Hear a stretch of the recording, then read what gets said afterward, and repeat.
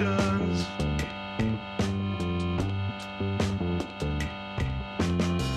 To which fate have these gatherings fell? Which walls echo all the chants we yelled? Into faces on the coins we tossed into the wishing well. Drinking water on which we subsist.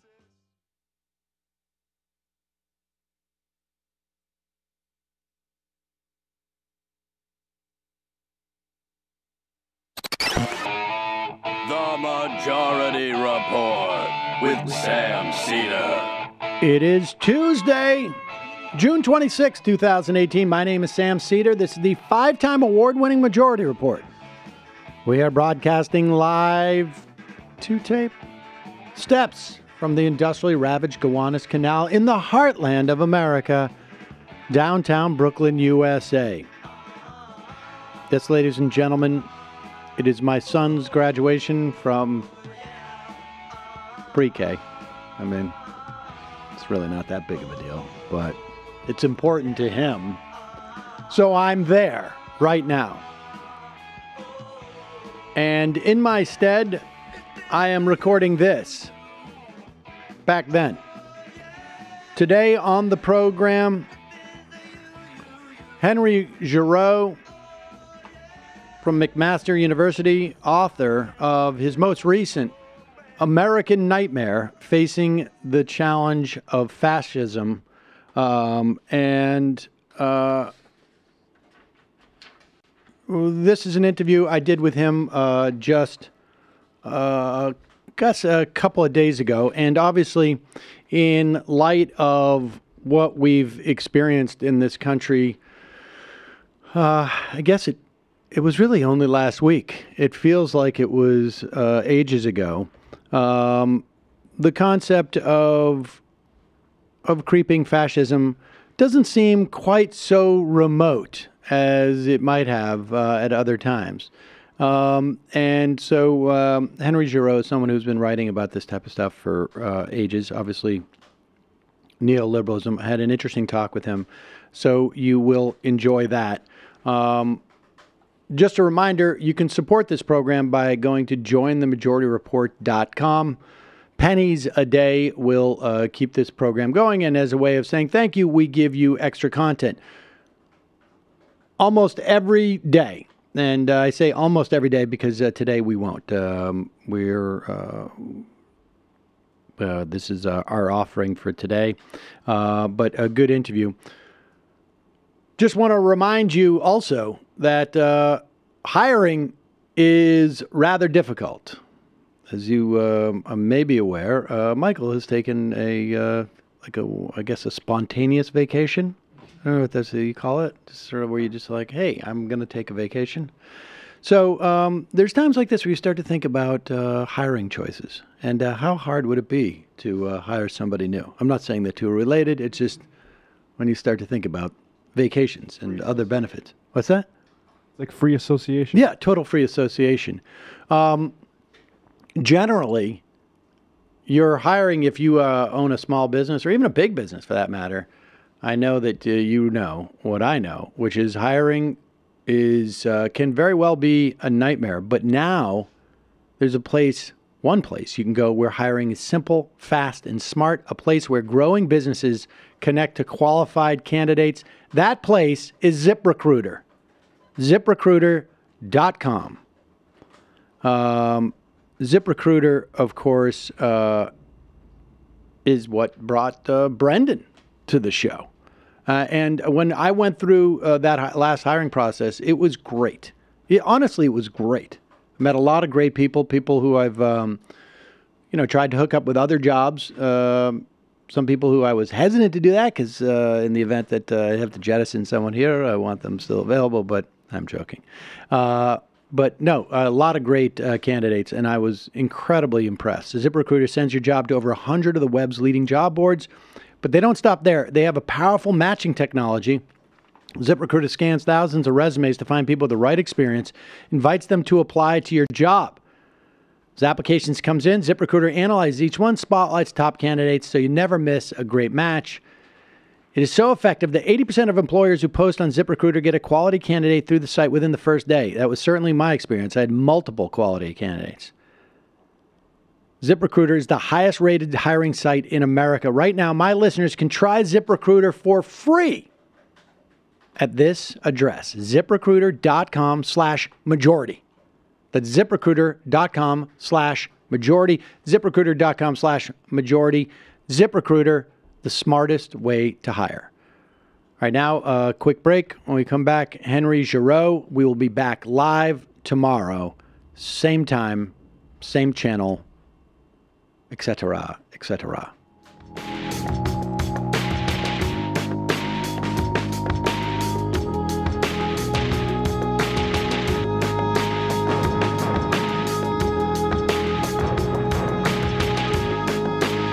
We are back. Sam Seder on the Majority Report. It is a pleasure to welcome back to the program professor at McMaster University, author of many books, and his most recent, American Nightmare, Facing the Challenge of Fascism.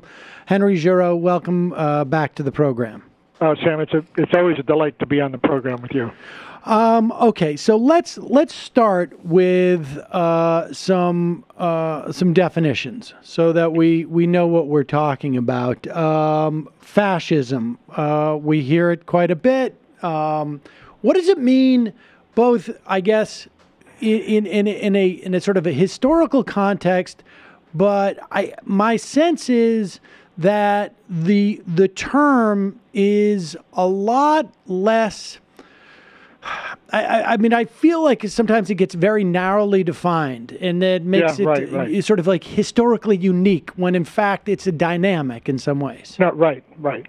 I mean, I think that in many ways there are two ways to understand this. I mean, one definition is just as you've suggested, enormously static, in that it seems to suggest that it was a period that we can refer to in the 1920s and the 1930s, particularly around places like Italy and Nazi Germany, and eventually even later in Argentina, in some of the countries in Latin America, in which it seems to me that it seemed to include a belief in the supremacy of one national ethnic group over another, and a kind of deep-seated contempt for democracy, and an insistence on an obedience to a powerful leader and a strong demagogic approach. I mean, I think that that's some of the basic elements of a kind of static fascism. But I think that what I've tried to say in this book regarding the use of that term is that it's not static, and that those very elements, whether we're talking about ultranationalism, we're talking about white supremacy, we're talking about a politics of disposability, the notion that a country is in decline,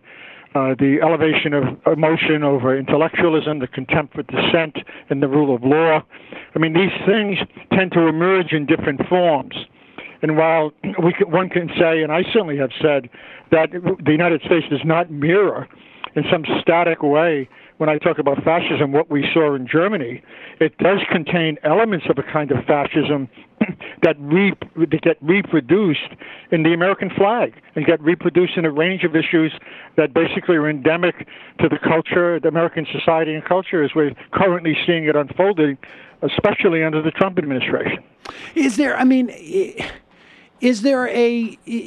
Are there a set of circumstances? Is there a means in which to measure?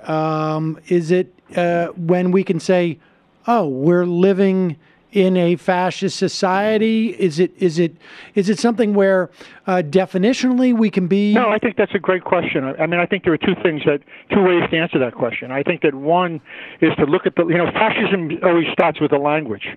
And it's generally a language of brutality. It's a language of dehumanization. It's a language that legitimates hatred and racism and violence. It attacks the truth. It undermines the possibility of a free press. It refuses to allow the press to hold power accountable, and it often claims that the rule of law can only operate when it serves actually the concentration of power. And I think at one level, when we look at the language of fascism, even in its most brutal forms, one can argue that that language has reappeared, particularly under the Trump administration, in a way to provide a very dire warning about where this government is moving. Secondly, I think we look at policies. And I think that what we have seen emerging in the last 40 years in the United States is a kind of casino capitalism that so accentuates both the enormous inequities in wealth and power, massive amounts of inequality, in ways in which 40 million people are living in poverty in the United States, and 12 million people are living in extreme poverty. And I think that what these conditions often do is they generate what I would call fascist instincts. They mobilize certain kinds of fascist principles, the hatred of the other, the blaming of Muslims, the appeal to racial purity, the extreme nationalism. All these things find an avenue in a kind of resentment that's seething among people who feel relatively powerless. And then, of course, you begin to see policies that address to and bait that group, whether we're talking about the separation of children from their parents at the border, whether we're talking about the hatred of Muslims and laws that seem to suggest that, whether we're talking about a constant accentuation on the part of the Trump administration for a law and order regime that basically refuses to deal with questions of law and order in a legitimate way. Remember, there's a kind of thuggery in Trump's language that even police chiefs have attempted to repudiate when he says, when you arrest somebody, don't just push their head down, bang their head into the car. Right. My God. I mean, this is a guy who actually has become a kind of classic example of how the mobilizing passions of fascism are really being fed by both his policies and his language. I mean, that's the thing is that, it seems like, and I want to sort of walk through some of the elements of your book, but while we're here, there's, certainly we can point to, right, Trump's language, like you say, or the specific policy of separating children from their parents. But in totality, this is the thing, is like, how do you know that that fascism has taken hold in real time, right? It's an interesting question, because if you read the historians of fascism, what they often say is that this emergence of fascism in Nazi Germany, and actually in Italy as well, were actually incremental. People went about their daily lives being indifferent to all of a sudden policies that were both cruel, inhumane, and extremely dangerous in terms of what they were suggesting. And I think that, one could say, well, what's the end point to recognize that you're in a fascist state? Well, the end point would be when you lose any basic freedoms that suggest that a democracy matters. Or the end point might be those basic institutions that make a democracy possible all of a sudden no longer are there. And I think that what we can say, rather than going to that end point and say, well, we're not really a fascist country until we're there, right. I think that what we really have to say is, look, to what degree are we in the abyss? To what degree are we moving forward in a way that suggests that end point is possible? Look, Sam, when you get a person like Madeleine Albright, not exactly on the left, right? Writing a book claiming, we're basically becoming a fascist state. When you get the head of the NSA, Michael Hayden, saying that we're moving towards fascism, when you get all these conservatives who are now saying, hey, look, we've reached a point that's very dangerous here, and we need to be attuned to it by looking at history so that we can begin to understand that what we have seen in the past echoes something that we're seeing in the present that should become a kind of warning, to say the very least, as to where the country is going. It makes no sense to say we're not a fascist country until we have concentration camps. The question that really has to be asked is, what are the conditions that produce those camps? I think that's the basic issue. And is there are there accelerants?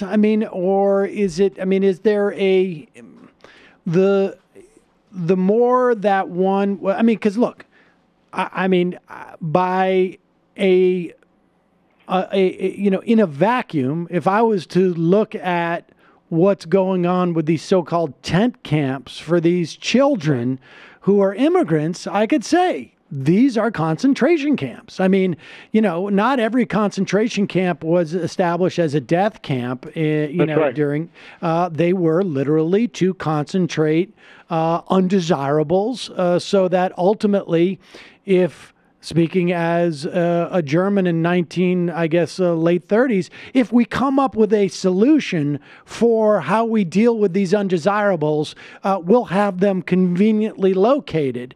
Ultimately, there was a final solution in that instance. So, I mean, it's when you start to see, I wonder if the lack of reaction, or if there is a reaction to when you start to see these early signs where things, it may be fascism, it may not be fascism, if the reactions in any way function as an accelerant or a de-accelerant. I think there are two kinds of reactions. I mean, I think that there's often a reaction that's fed by demagogues that actually accelerates and intensifies the emergence of a fascist state. And I think that that's one of the things that we're actually seeing with Trump. At another level, of course, there's a progressive populist reaction, and we're also seeing that in some way is beginning to recognize how dangerous the climate has become. You know, whether we're talking about whether we're talking about the DACA situation, whether we're talking about young students coming out of schools protesting mass violence, whether we're talking the Black Lives Matter movement and the assault on police violence, or whether we're talking about the increasing concerns that many groups are mobilizing over concerning the ecological crisis. But I think that the real issue here is at what point do these groups actually come together and begin to recognize that outside of the political silos that they operate in, there's really a larger threat, and that threat is to democracy itself. And I think that what we need to look at is to ask ourselves, what are the institutions and what are the formative cultures that make a democracy possible? You don't have an informed citizenry, you don't have a democracy. And I think that all we have to do is look at the attack on public education, the attack on higher education, the attack on the press, the attack on the rule of law, the increasing attack in many ways on any element of dissent. When a guy like Trump stands up and says, "Boy, I really like, the Kim Jong-un because he makes his people stand up," and that's what I want my people to do, stand up. Then he says it's just a joke, but it's not a joke for him. We know what that means. We know that he confuses loyalty with basically any kind of moral and social sense of responsibility, and I think that in that way, there are indicators in terms of what you're talking about. Well, I'll go back to something that you've talked about. You say tent city. Remember, the United States has, as the social state is eliminated, as the welfare state is eliminated, what takes its place is the punishing state. And if you ask me how I can prove that, all you have to do is ask yourself, talk about two things. You have to talk about the increasing number of people who are considered disposable and throwaways in the United States, and you increasingly can look at the accentuation of what I call the criminalization of a whole range of behaviors. It's a criminal act to be poor today. It's a criminal act to be in schools and to all of a sudden violate a dress code. I mean, the prison is increasingly becoming the model for a whole range of institutions, from social services to the schools to the airports. And I think we need to be very attentive to the way in which violence becomes the only organizing principle left to really solve a whole range of social problems. And that is absolutely endemic to the issue of fascism to me. And so is the idea that these circumstances make us more vulnerable to a Donald Trump, that we're walking around with like a low, immune system essentially, and we can function like that as long as we don't catch this, we don't bump into this virus on some level? Well, as long as they don't come for us, right? I mean, look, you've got a civic culture that's been eradicated under neoliberalism, under this extreme form of capitalism. We've lost our shared sense of citizenship. A private right is more important than the common good. I mean, we live in a culture of self-absorption. We live in a culture of immediacy, and I guess what I'm getting at, we live in a culture controlled largely by a corporate media. And we have a Republican Party that basically is a bunch of Vichy Republicans. And we don't have a mass uprising against this form of fascism. And I think, as you're suggesting, if I'm reading you carefully enough, that this is dangerous. I mean, this is really dangerous. I mean, how much further will we let this guy go? I mean, separating children from their mothers, sending their parents back to these Latin American countries where there's rampant crime and violence, and the parents don't even know where the children are. I mean, does it get worse than that outside of camps? The images of these young children in these cages. I mean, look, if you want to measure the index of a democracy in any country, look at the way that country treats its children. And by that measure, the United States, it seems to me, is well on the way to a kind of fascism that is as disgusting and revolting as it is dangerous. Let's talk about the use of language in this era. I mean, Trump has been president for less than 2 years, maybe a year and a half or so, and yet his ability to dominate the media, to dominate almost every single story now in the news is a function of him in some fashion. We are sitting here just in this, this past week in the wake of the initial reports about this change in policy that happened in April and the implications of that with the children in the in these camps. We have various administration officials. It runs the gamut from denying this is a policy to saying we're doing this because we wanted to intimidate people.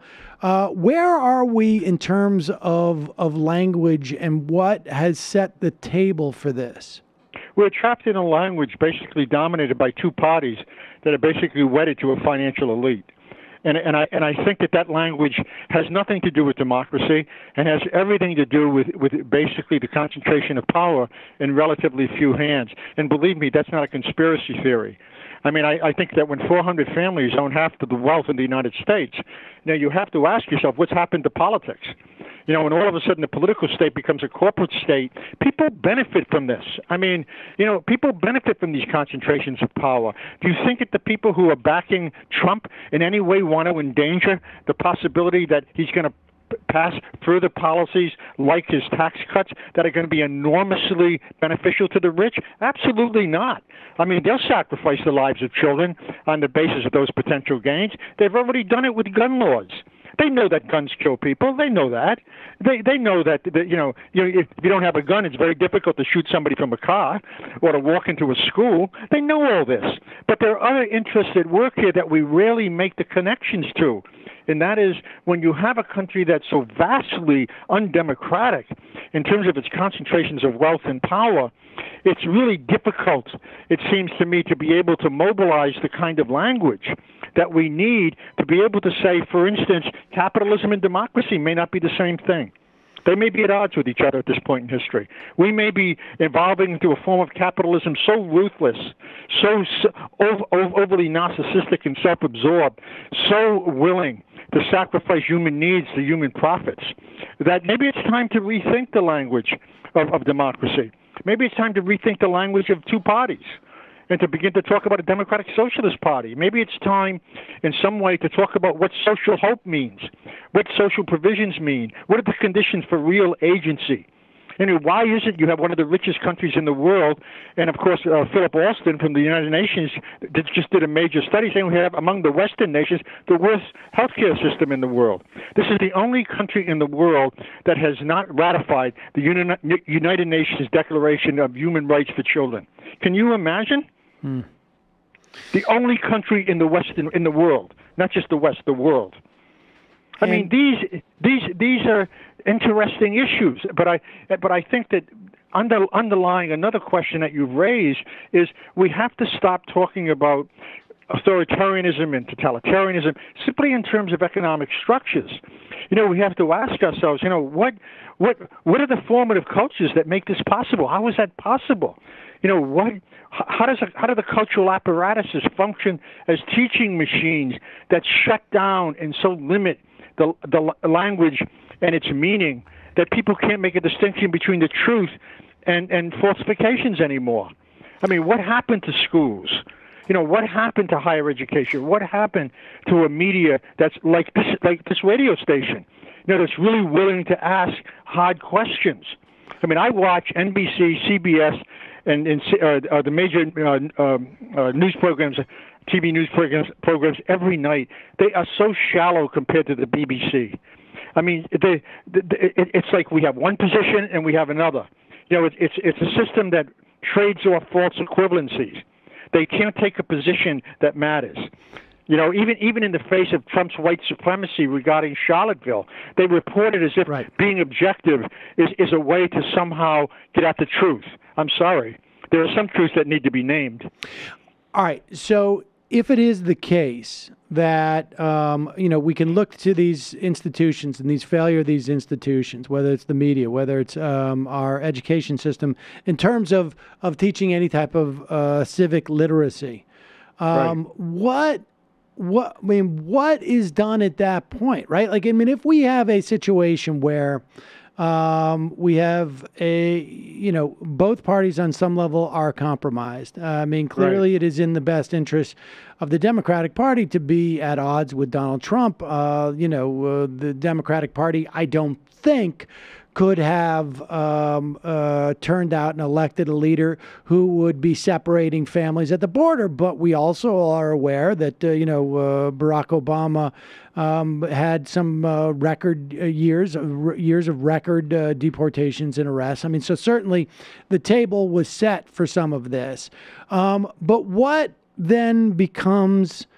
And maybe we're getting ahead of ourselves, but let's go for it anyways.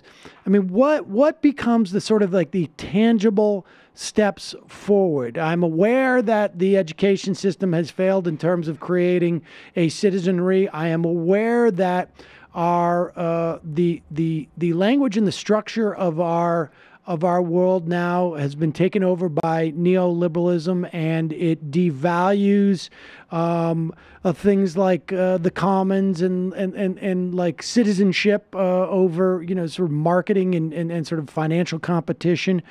But what do I do at that point with that? I mean, I think there are a couple of things. I mean, let's look at the landscape and be able to recognize two things. Power isn't only about domination. It's also about resistance. And I think that we are seeing movements all over the country that are basically, I mean, whether we're talking about these women in the red states who are really fighting around the electoral process to put progressives in power, that's a good step. I think there are a lot of people who are operating at the local level to try to address some issues that they find horrendous, whether it be around the question of taxes, the defunding of public schools. So we see all that at the local level, and that's a beginning to, it seems to me, be able to educate people about issues that matter. It's not enough to do like Robert De Niro does, to call Trump a jerk. That doesn't quite work. I mean, I think that what we really need to do is to say, okay, what kind of policies matter here? Do you need health care? How do we talk about that? What does it mean when a president who claims he's a populist passes a tax law that's basically utterly regressive and most of the benefits go to the financial elite? Let's talk about that. I mean, people need to begin to create a narrative that speaks to people's needs in ways in which they can recognize themselves. I mean, we need a new story about what America is. We need a new story about what politics might become.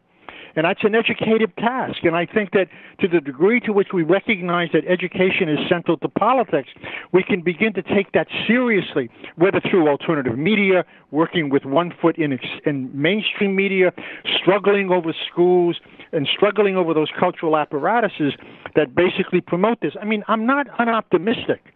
I mean, I think the contradictions are so overwhelming right now that people are looking for alternative languages. I mean, I give a talk and 500 people show up if I put the term fascism in the talk. Right. I mean, people are hungry for a language, for social movements, for something they can put their hands on that give them the sense that they don't have to be written out of the script of democracy. I mean, we are certainly seeing that with young people. I mean, young people have finally recognized that they've been so written out of the script that they can't even go to school without actually believing that the police are more important than their teachers. Right. Let me touch on that for a moment, because I want to talk about your concept of the politics of disposability. But let's talk a little bit about the young people for a moment. To what extent? I mean, and I don't want to get too reductive here, but to what extent does the size of generations and the sort of the experience of the baby boomers continues to weigh on us. I can't help but think that we had our last election was between two baby boomers. We have a Democratic leadership that is completely dominated by baby boomers, right? Chuck Schumer and Nancy Pelosi. And there's this, and even Bernie Sanders,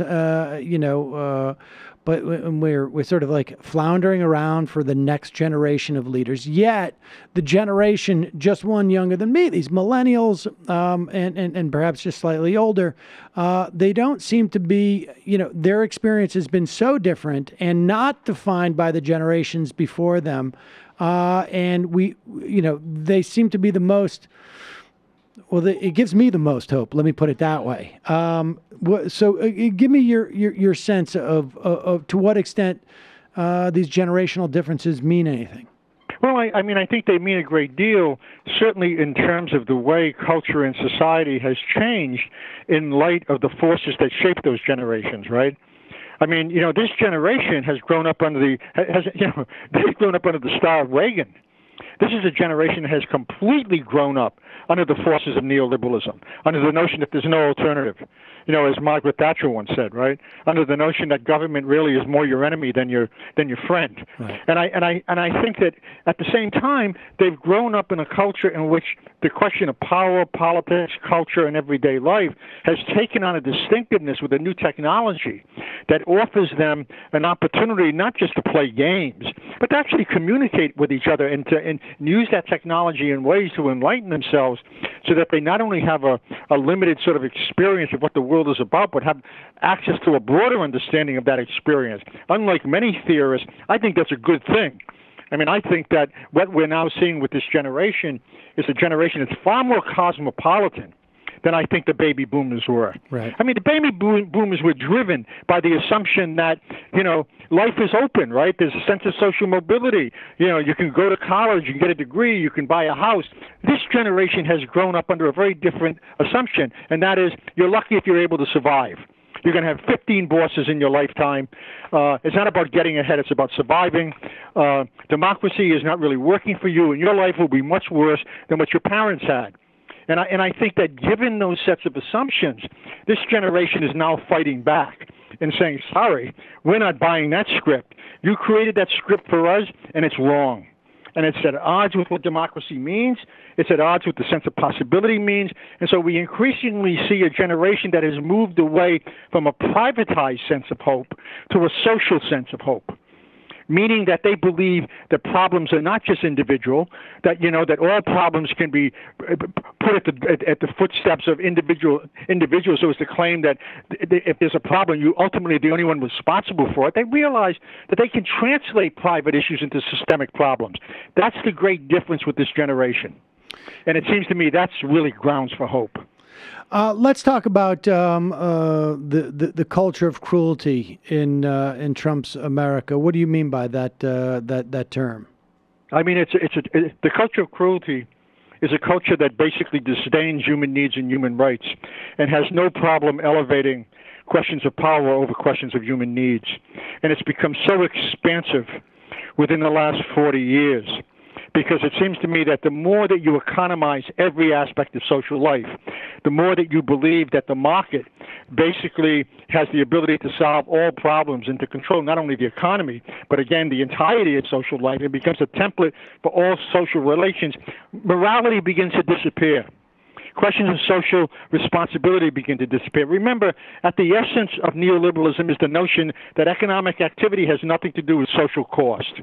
And I think to the degree to which we write out questions of ethics, questions of social responsibility, questions of justice, all of a sudden you create a culture that disdains weakness, that refuses compassion, that is more than willing to actually humiliate people who are vulnerable, and is more than willing to take away all those social provisions that would be applied to people in a way that would give them an opportunity to live a decent and just life. All you have to do is look at the language, that has emerged among these extremists in the last 40 years. People being bums, poor people being stupid, people who exercise any kind of compassion being weak. I mean, the language of the culture of cruelty is the language of reality TV, right? There's only one person left on the island. It's the language of a war of all against all. It's the language of absolutely rigid, stupid. It seems to me poisonous forms of competition. I mean, it's a language so rooted in self-interest that it's lost the possibility for imagining that any society has to be social and not just an aggregate of self-interested individuals. And that creates a culture that is indifferent to human suffering and lacks compassion, if not disdains it. And the consequences of that are truly deadly and toxic for many people. Tell me what you mean by the politics of disposability. How is that related to that concept? Well, I think that when you live in a culture that throws away everything, particularly goods, the politics of disposability in the last 40 years takes on a particular kind of resonance and relevance in that more and more people are now considered disposable. More and more people are now being left out of the American dream. More and more people are now being seen as a threat to a particular kind of notion of racial purity. More and more people all of a sudden are outside the bubble of inclusion on the grounds of a kind of poisonous ultranationalism or toxic racism. And so what I've argued is that increasingly, whether you're talking about a war on youth, whether you're talking about a war on poor blacks, whether you're talking about a war on brown people, undocumented immigrants, the scope and the level and the degree and the range of disposability of those who are considered excess has so expanded that it's now become a defining feature, I would argue, of American politics. Let's talk a little bit about this concept of democracy in exile and toward a politics of ungovernability. Discuss those two concepts for me and where that leads us. What I've argued about the notion of democracy in exile suggests that there are all kinds of institutions and social relations developing throughout the United States in which people keep the idea of democracy alive, whether it's about shared goods, whether it's about trading it off with each other, whether it's about the rise of the sanctuary movement, whether it's about new attempts at thinking what communities actually are. Whether it's about creating health services that are not based on simply profit, whether it's about bringing people together in public spheres in which they produce their own newspapers, they produce their own media. I mean, these are alternative spheres that become a model for what democracy should look like. And I think we're seeing them sprout up, particularly among young people, all over the place. I mean, they're not governed by the logic of greed and rabid individualism and a kind of war of all against all. There are places where people are trying to resurrect a sense of shared citizenship, a sense of public service, a kind of passionate notion of compassion.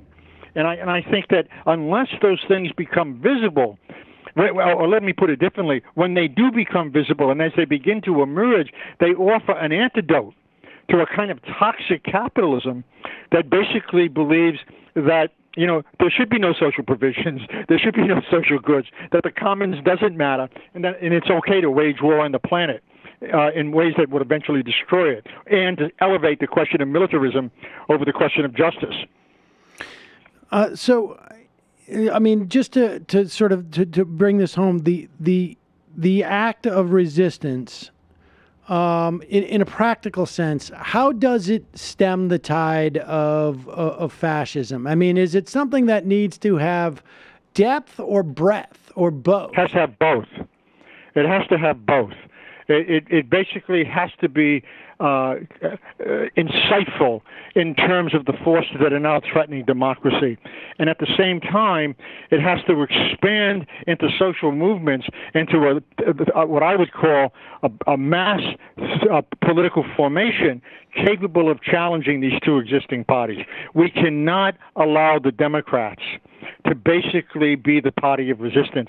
They are not the party of resistance. They're the party of the financial elite. They're the soft version. The Republicans are the hard version.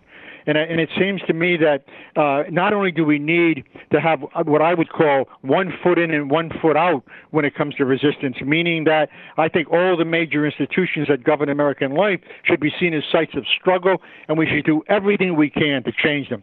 But at the same time, I think we also have to operate outside of an electoral process that seems to suggest that if you vote, you've somehow maxed out your capacity for being for democratic participation. I mean, we need to learn. We need to remember what Martin Luther King did, what Gandhi did. These are people who believed in direct action. I mean, these are people who stood in the streets, who put their bodies on the line. These are people who said, sorry, we're not going to wait for an election to be able to liberate young children who are being ripped from their mother's arms and put in basically what appear to be concentration camps. I mean, it doesn't work that way. And I think that in many ways, people have been too comfortable with the notion of democracy that they think works well, when in fact it's been consistently eroded, in full view. So, to be clear, you're not saying. I mean, you're saying participate in elections and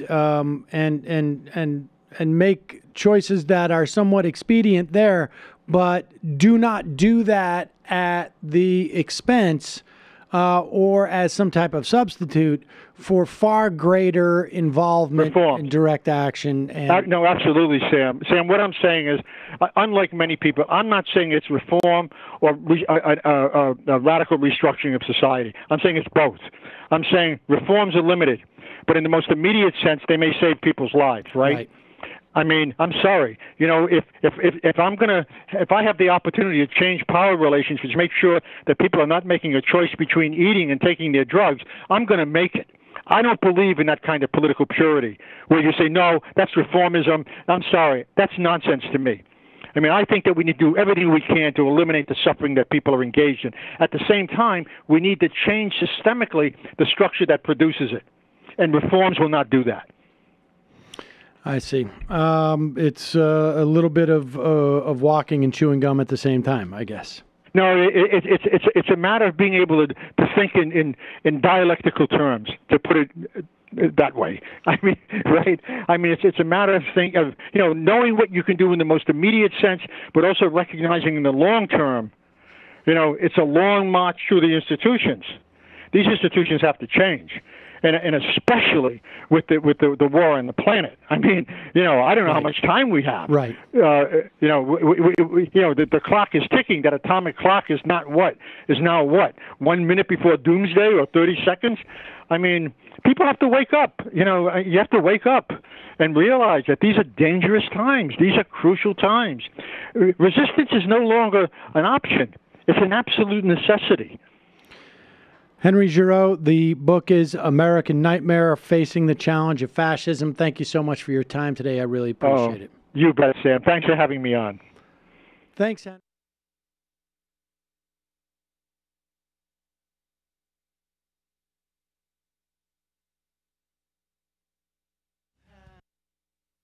It might take all the strength I got to get to where I want, but I know some